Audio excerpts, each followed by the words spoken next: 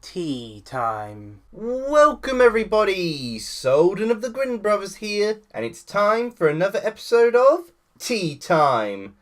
Now then, for today's tea, we're having, English breakfast, but a different take on English breakfast, because this is apparently strong English breakfast. This wasn't actually one I bought myself. Kiris actually bought it. It was on offer, he tends to do that. So we got a box of strong English breakfast, and I'm finally getting around to trying it out.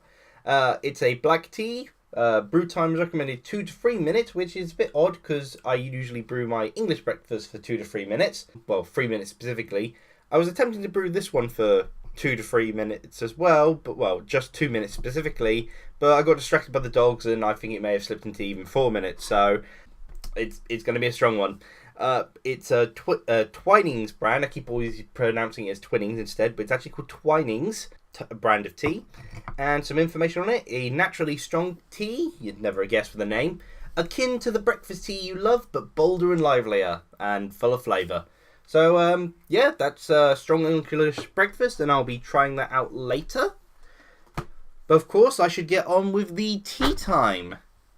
And I've been planning this tea time for a little while, got a bit of inspiration for it, but I'm doing it now because the weather's a bit poor at the moment and the internet connection's a bit flimsy, so I thought, hey, whilst I wait for the weather to improve a bit so I can start the upload, I'll record a tea time. Now the reason for this tea time is back in the summer after cleaning my room, I found a video game system of mine, sort of that kind of fallen behind the back of my desk. And it, unlike Kiris's, whose battery had bulged up and exploded, it was insane. Mine survived, and that system, which of course I'm not sure why I'm even sort of holding in my hands here, given you can't see, I don't do live camera, is the PSP, the PlayStation Portable. Yeah, so I thought, hey, let's talk about that, because I have a lot of fond memories of the PSP. I'm not sure what to call it. Yeah, I think PSP Power would kind of be a bit of a rip-off of some of the Nintendo-related handhelds and console discussions I've done, but it's fitting given that this was a Sony sort of competing in Nintendo's territory of the handheld market. So maybe PSP Power or pure PSP or something like that. It'll be alliterative is the point, or attempt to be alliterative, because there's an S thrown in there. How dare you! But yes, the PlayStation Portable was Sony's attempt to enter the handheld market, and I say attempt because whilst I'm not sure why I say attempt, because whilst it didn't beat its direct compare in the DS, the PSP, released in 2004 in Japan and 2005 just about everywhere else, sold 82 million units as recorded by 2014. That's a lot. It did better than the PS3 did. The PSP was very close in trying to actually sort of take on the Nintendo DS. It's the second best-selling handheld of outside of any Nintendo handheld. And in fact, I think it might be the second best-selling handheld, or the third best. Not sure whether people take into account Game Boy and Game Boy Color sales are the same. It was discontinued in 2014, and game production, the UMD discs, was discontinued in 2016 when the last Japanese factory which produced them closed. And I really love the PSP. I got myself here a white one. I'm not sure the model of it. I know it's not a model 3000. I think it's a model 2000 or 1000. The problem is that the sort of serial code has sort of scrubbed off with age. My PSP is still white, weirdly enough. There's a bit of yellow to it here and there. But yeah, I got myself a white PSP. I just thought it looked better than the black ones. Kind of got bored of all the systems being black after a while. Like nowadays. It's why I went out of my way to get a white Xbox One, specifically. Oh, that and it released with Sunset Overdrive. Yeah, it's a really nice handheld, really nice sort of wide design to it. L and R buttons have this really cool clear sort of thing going on. You can't really see the symbols of left and right, but as long as you can tell you're left and right, it's hardly a problem. The buttons fit in nicely. The D-pad is comfortable. It's Sony's although it's not a Nintendo D-pad, Sony's still a pretty good sort of one, and the control stick is weird. I prefer Nintendo's circle pad, but you know what? Despite what people think, it gets the job done. It feels a bit weird for long hours, but if you're doing it for sort of smaller actions and such, it's perfectly serviceable and works pretty well. It fits nicely onto the handheld. Home button, the volume button. I have no idea what this button does. I've never actually pressed it. I think a mute button? Or maybe that's something for like the microphone. There's a microphone port. Well, a headphone port, sorry. This one doesn't have the microphone port, this model. Headphone port, LAN, never used that because, it didn't have the PSP connection wire and sound selecting. The power button is weird because this was the first time I played a system which didn't show off when you turned off the power. I remember showing it off to what is now my cousin's ex-boyfriend, and so I was playing a game, and I thought, I'll switch to a different game. I turned off the power, opened up the back, pulled out the UMD disc, put in the other UMD disc of my other game, swapped it in, turned it on, and the original game was still playing. And I was like, what? The power button doesn't turn things off. This is the first system I ever played where you had to use the home function to turn off the game, which really threw me off. But yeah, it's really comfortable to hold. Really nice buttons, particularly the LNR. I love the LNR buttons. But hear that. And, whilst there are some sort of problems, it's got a really nice sort of home menu because you can customize it a lot. It's not the best. Again, Nintendo, I feel, are better at making the home menus. It's got that sort of Sony wide thing, but at least it looks a little bit more interesting. And, there's just preference to it. Again, because I've been able to customize it so much. I've got like a Vocaloid background with like a Naruto Ultimate Ninja Impact sort of like layer on it. So there's like these little wavy images on the loading screens of games. The fact that like the loading, it affects, loading screens and such in games is really cool. You can still see it. It doesn't interfere, but in the moments where it's just like there's nothing really on screen, you can see the images. And that's really cool. And that's the system itself. I guess I should start talking about the games. The one flaw again, memory format was kind of annoying to find, and of course I had the regular DS. I never got any further with the DS, and it's really annoying having a handheld which requires basically memory cards. I was really disappointed in that. Likewise, I was disappointed when the 3DS did it as well. Of course, this is for for the 3DS case, it's more for digital download content. With the PSP, it's because they use the UMDs are like discs with like a weird sort of protective layer on them. Yeah, not a fan of it. It was also hard to find, a bit expensive. Though, of course, that would then be done far, far worse with the PS Vita. I actually really loved the PSP, so I was actually really excited for the PS Vita, but stuff like the memory stick situation never got me interested in it. And I was close to getting a PS Vita because I saw a special edition, a Miku Crystal Blue PS Vita, and it's like, if that I love that. I want to get that. But of course, it never came out over here, which is a real shame. I would have gotten myself a PS Vita, played Gravity Rush and Tearaway originally on that. But the system, the special editions that I always seem to want, never seem to come out. It's a shame. I've rarely got myself a special edition sort of system. The closest I've got is the Crystal White Xbox One, which is basically just a white Xbox One with Sunset Overdrive downloaded. So it's not really that special. Not like really gaming sort of theme, specifically gaming themed. Like if you had Sunset Overdrive characters to plaster over it and such, that'd be really cool. But it's nice in the Crystal White Xbox, and at least stands out from my other systems. Much like how the white PSP compared to the PS3 we had at the time, the PS2. Because it's white rather than the black like the others, helps it stand out a bit more. I prefer each of my systems to try and be a different colour, even though it's pretty much impossible nowadays because they just keep releasing them in either black or white. Mainly black nowadays. Putting the PSP to the side there, let's talk about some games. I brought down all my games that I happen to own and one I don't own, and I have a list here of the games I don't own that I have at least played. So let's see, let's start off with the game I wanted the PSP for. Disgaea Afternoon of Darkness, a port of Disgaea for the PlayStation. Or was it PlayStation 2? I think it was PlayStation. Unfortunately, it's with playing Disgaea that it really hammered in home to me that I suck at tactical RPGs.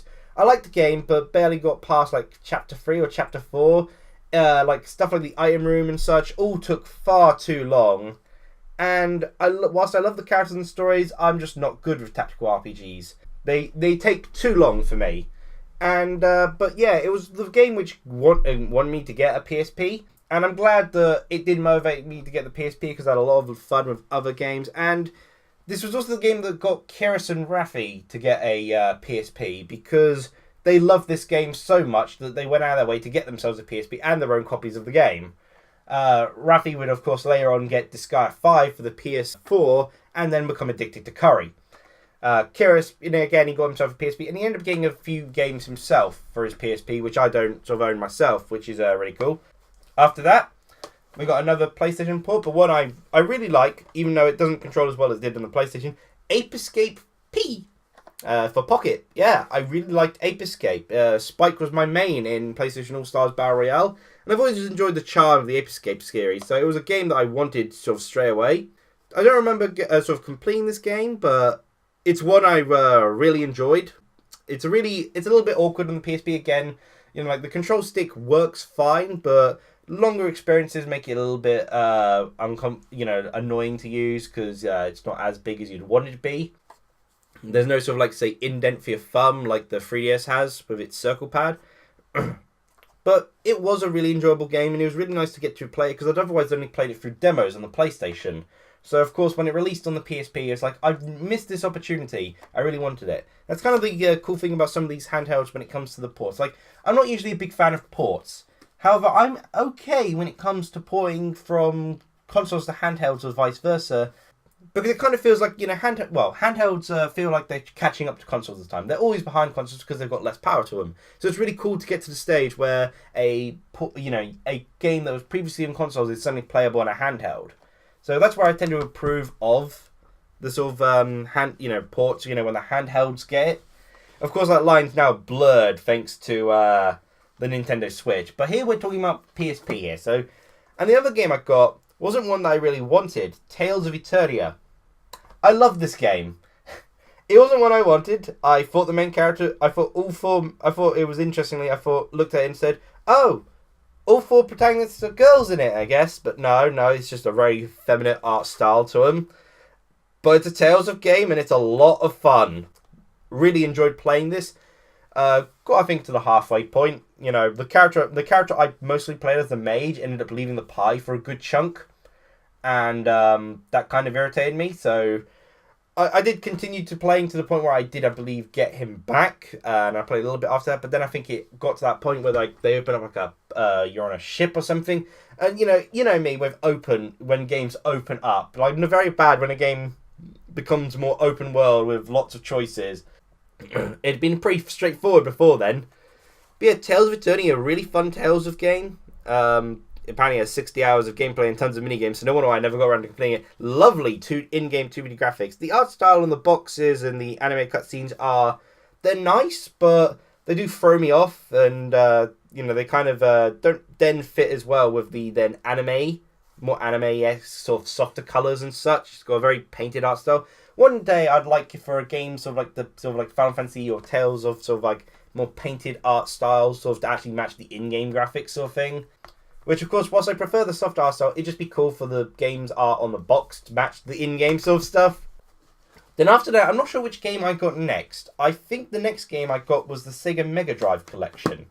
I did believe I sold a game or two, but I can't remember one of them, and the other was a Dragon Ball Z game, Shin Budokai 2, which was a lot of fun, but I felt the story mode was nigh impossible because there's like this defend the city section where you kind of have to rely on your AIs actually being competent, and they weren't. They kept dying. So I kept losing the mission and could never actually progress anywhere with it. But the core gameplay of that Dragon Ball Z Shin Budokai 2 was really great fun. It was Budokai, but on a PSP. And I liked how they kind of succeeded the Budokai series with having it on the PlayStation Portable. That was a really nice idea. Yeah, of course, I got the Sega Megadrive collection. That's really nice. I recently completed Ristar on it. I never completed Ristar before, but I went on to playing Ristar on this system and I completed it. I also completed Sonic the Hedgehog on this. That was a lot of fun to do.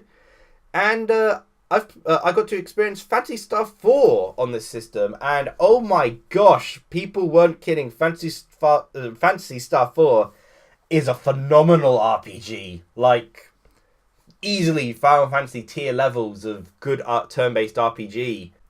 I can see why it's a lot of people have like fond memories and talk about this so highly. Phantasy Star 4 is amazing. And yeah, the Sega Mega Drive collection, really good.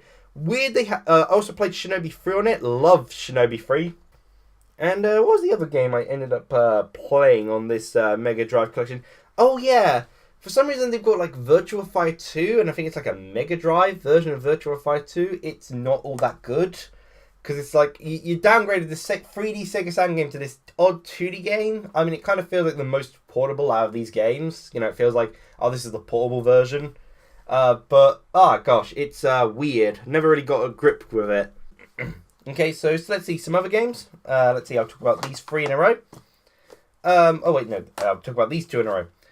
Got here Soul Calibur Broken Destiny and Sonic Rivals. Not the most amazing game. Soul Calibur Broken Destiny, there isn't much to do. Its story campaign is just a really large tutorial. But I did painstakingly go through the tutorial. And it is neat in that said tutorial teaches you how to fend off every character. How to specifically counter every character. I'd probably be really amazing at this game, you know, if I kept up going, you know, refreshing myself with the whole tutorial sort of thing. But yeah, I completed the entire tutorial, which is its story mode. But yeah, it's sadly kind of limited into what it does. It has Kratos in it, but again, he kind of feels wasted potential in that the story mode is just a tutorial. It was a funny story mode where Cassandra and Dampier and Hilda were your allies, and so you got Hilda as a straight man through the entire thing, as Dampier and Cassandra are just themselves, and it's one of the funniest sort of stories ever. They take a good Mickey out of everything. They even have a good time taking the Mickey out of Kratos being a guest character and having special rights and everything. Sonic Rivals, yeah, pretty fun sort of Sonic game. Not a fan of it all being a sort of racing sort of thing, but and you know it's only limited to 4 characters, but it was fun, pretty enjoyable. You know, the rush mechanic meant you never really got as much to sort of never had a moment where you could get to slow down a bit, which having the option to do so in Sonic's is kind of is an enjoyable aspect to it. But it was pretty fun. The level design was pretty well done in terms of actually giving you lots of some alternative routes in this race. And yeah, it's a platinum title, so I did get it pretty late in the PSP's lifetime. But yeah, Sonic Rivals was pretty fun. Not amazing, and I hear the sequel probably does things a lot better. But the problem is, again, the memory stick duo. I'm pretty much run out of room on that. Only got a little bit left to it. And okay, next 3 games I've got here. Well, the game I'm currently playing is, actually, let's try out this T first before I talk about the last remaining 3 games. And then, of course, I've got the one in the book.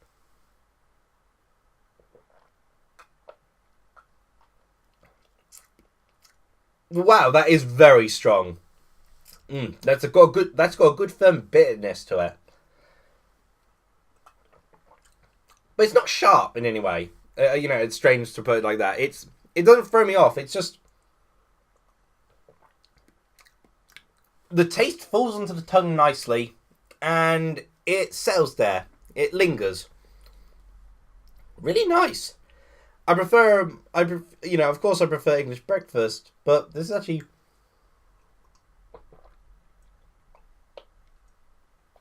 a really nice tea, yeah. Yeah, really, you know, it's, as it says, it's strong, it's got a lot of flavour. It goes really well with the milk I've added to it. It's English breakfast, but stronger. So it's very fitting to its term, but stronger in a different way. It's not like Yorkshire, which is stronger, but it's got like an added flavour to it. I'm not sure quite what the added flavour to it is, but it's a slightly more bitter tone to it. And Yorkshire is like English breakfast enhanced. This is English breakfast enhanced with like another sort of flavour to it.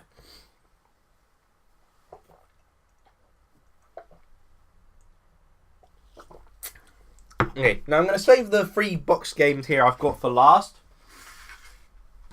Actually, of mine, because they're all quite important to me. Being, I think, I'd say my 4th, 2nd, and 1st favourite game on the system.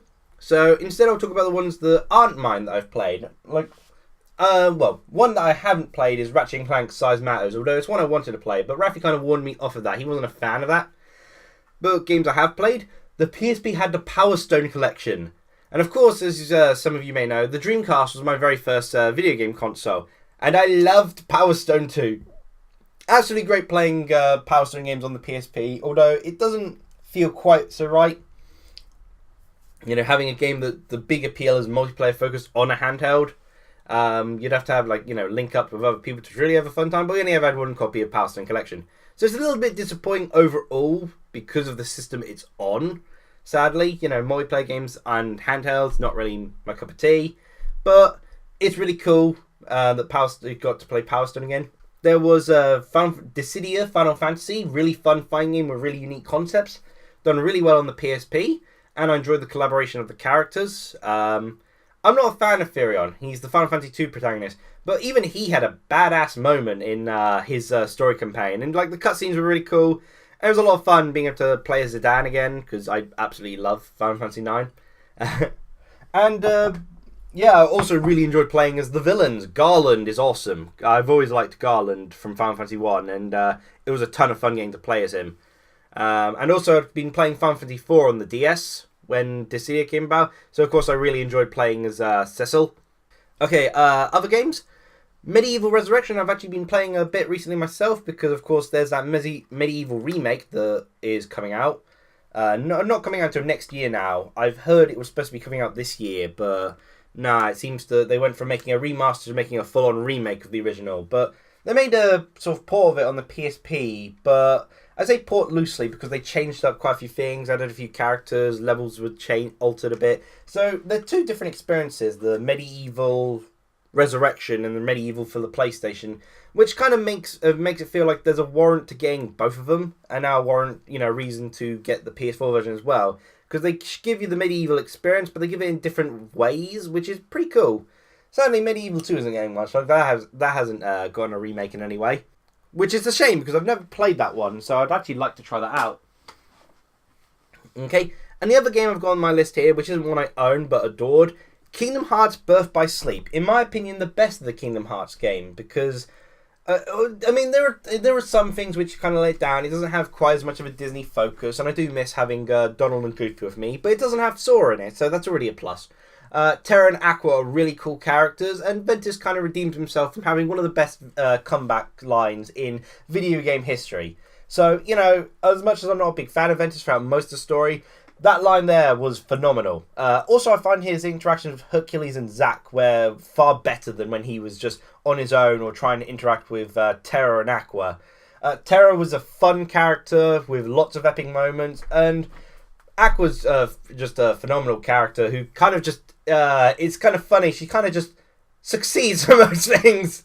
Like, when the others are kind of messing up, she kind of comes in and fixes all the problems, which is fitting for her character. Yeah, and she's also got the most unique fighting style in that you are playing as the mage. Rafi chose her, I chose Terra, because Terra was all-out brawler, destroy everything. But yeah, Kingdom Hearts Birth by Sleep, I'd put that as my third favourite PSP game. Yeah, absolutely love that. Now let's talk about my fourth favourite PSP game. The best Yu-Gi-Oh game I've played, Uug X Tag Force 2. This is actually what I've been playing recently on the PSP. These Yu-Gi-Oh Tag Force games are addictive. Like, it's really hard to put down. I've been trying to get back to play Soul Calibur, but I was like, I could just do a quick duel of Yu-Gi-Oh instead. And then I would do like 7 of them. It's a really cool Yu-Gi-Oh game with a cool function of sort of unique to of being able to tag up with your allies. Oh yeah, wow, colour manuals. I missed those. Really nice seeing one here. Really nice seeing any manuals. But yeah, you tag up with a Yu-Gi-Oh character, you can complete the game multiple times and tag up with each of the characters, and tag up with a huge expanded roster. Like, you can pretty much tag up with every duelist you've beaten. Lots of cards, and a really cool feature is the Destiny draw mechanic, where you can set cards as like Destiny cards, and in situations where you're being beaten down, you get the option to Destiny draw, which allows you to draw one of those set cards, which kind of some people say, oh, that's top decking sort of thing, but it kind of implies the anime's whole halve the cards thing in a realistic sense, and that's really cool. It's not always going to help out, because you'll probably put like 3 or 4 different Destiny cards to help you out in certain situations, but it might be the wrong situation. It might be, oh, you need to destroy the enemy's monster, or oh, you need to destroy all the spell and traps sort of thing, But yeah, really cool sort of feature. I've teamed up with Blair in it, and my sort of second favourite character of the game, because they don't allow you to have Bastion as your starring ally. You have to unlock him. But yeah, really fun game, really enjoyable, tons of replay value. Like, it'd take forever to actually complete this game, And there's lots of other Tag Force games, so if I had room on my PSP, I would love to actually try out the other Tag Force entries. Apparently they even went into 5Ds with it, which is interesting. Yeah, Yu-Gi-Oh! Tag Force 2, my fourth favourite PSP game, and the one that I'm currently playing a lot. And let's see how quickly I can finish this off. Naruto Shippuden Ultimate Ninja Impact is my second favourite game on the PSP. It is basically Naruto in a Dynasty Warriors-esque game with much more enjoyable sort of like boss and final sort of fights against the enemy unit sort of thing. It's really fun, good amount of characters. You know, there's sadly a case of there being like 3 Sasuke's and 2 Naruto's, which is always a shame. But yeah, it's a really enjoyable game, lots of fun. This was my last PSP game. The last PSP game I got. I was originally wanting a completely different game, which I'll put up on. I'll see if I can find the name of it. It was a bit of an obscure one. I remember one of its features was like there's a hot spring. It was an RPG sort of thing. There's like a hot spring which you could actually peek at, and if you get caught, you actually ruined your reputation somewhat. But peeking into it allowed you to get better information. And, you know, you had to sell relationships, but it was just a genuinely cool-looking game. But sadly, I never got that. So instead, I saw this in store, and it's like, well, I had the money to buy a PSP game, so I bought this on a whim, and loved it to bits! This is awesome. They managed to fit a ton of enemies with very little slowdown on screen. There's really cool sort of like quick time events. As they say, amazing boss battles. It's on the back. Really good character selection aside from the repeated Naruto's and Sasuke's. Though to be fair, one of the Naruto's is Sage Naruto. And it covers a decent chunk and ends with a pretty cool fight of Naruto vs Sasuke at the 5 Hokage Summit sort of thing. So yeah, loved this game to absolute bits. And of course, once you complete a level, you can then play it with any character you want, which is really cool. And lots of challenge modes and such. And yeah, love this game to bits. Of course, my number 1 PSP game is one I couldn't even understand the language of. Because this is number 1, more so not just for, you know, the game itself. Like, I could barely access half the features. It's number 1 because of kind of what it means to me. Project Diva 2nd. A Vocaloid game. But wait, you're thinking, Project Diva 2nd never got translated to the PSP. Exactly. This is what I got from Japan. This is a game entirely in Japanese. I can't understand half of it. I love this game. Maybe it's a bit much saying it's my first. It's in my top 3 definitely though. This, Naruto Shippuden Ultimate Ninja Impact, and Kingdom Hearts Birth by Sleep are my top 3. And I don't understand this game, and I love it to bits. I can't use barely any of the extra modes, but I was able to get background set certain features, you know, even without understanding, decorate a room, and of course play the rhythm games. And oh my gosh, the music in this is absolutely lovely. Heck, for some reason even the UMD looks better. It's shinier. It's a really shiny UMD disc. Maybe I've just given it a lot of care. Really nice bulky manual, lovely colourful box. The game itself is colourful. I was able to understand how to get to the gameplay and understand the gameplay methods. Although I couldn't understand the items to help me, I could understand the gameplay methods without understanding Japanese. And the rhythm gameplay itself is fantastic. I love Vocaloid games. I love Vocaloid music. And this was a phenomenal experience, which kind of ultimately entirely capitalizes my experience in Japan in terms of the best memories of it. There was things I was disappointed with my trip to Japan. Getting this game was not one of them. Getting this game is the highlight, because it's the one sort of experience I can get to bring back and do over and over and over again. I love Project Diva 2nd, and I love playing my PSP. It's a real shame the way the PS Vita went, because I wanted that to do well, and I wanted to get that, but sadly it didn't, and sadly I didn't get it. But hey, I had a lot of fun memories of the PSP, and a lot of good times with the PSP, so I can at least congratulate Sony. You did really good there. So then, what do you think of the PSP? What are your thoughts on this tea time? Were you interested in the PSP but didn't get it, or did get the PSP but weren't interested in it? Feel free to tell me below. This tea time went a bit longer than I was expecting, but yeah. Hope you enjoy this tea time, and cheerio!